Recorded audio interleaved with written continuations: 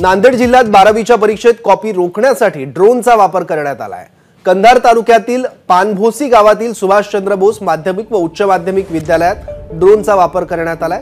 परीक्षा केंद्रात बाहेरून कोणी कॉप्या देण्यासाठी येऊ नये आणि आला तर तो कॅमेऱ्यात कैद व्हावा या उद्देशाने हा ड्रोनचा वापर करण्यात आलाय।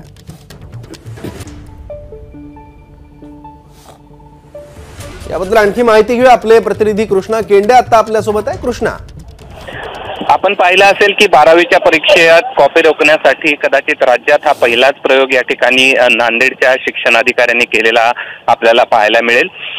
पानभोशी नावाचं गाव आहे जिथे सुभाषचंद्र बोस या शाळेमध्ये 12वीची परीक्षा आजपासून सुरू झालेली आहे आणि आपण जर पाहिलं तर ग्रामीण भागामध्ये ज्यावेळी परीक्षा सुरू होते त्यावेळेस खिडक्यांमध्ये आणि खिडक्यातून कॉपी देण्यासाठीचे अनेक प्रयत्न केलेले व्हिडिओ आपण यापूर्वी पाहिलेले आहेत आणि ही जी कॉपी देणारी लोक आहेत ही यांच्यावरती जरब बसावा यासाठीचा हा ड्रोनचा वापर हा केला गेला आणि ही कुणी कॉपी द्यायला येऊन आणि आलं तर तो ड्रोन कॅमेरामध्ये कैद व्हावा जेणेकरून कायदेशीर कारवाई त्यांच्यावरती करता येईल याच्यासाठीचा हा प्रयोग केलाय।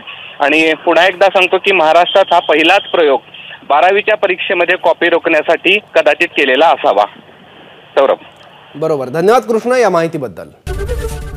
एबीपी माझा, उघडा डोळे बघा नीट।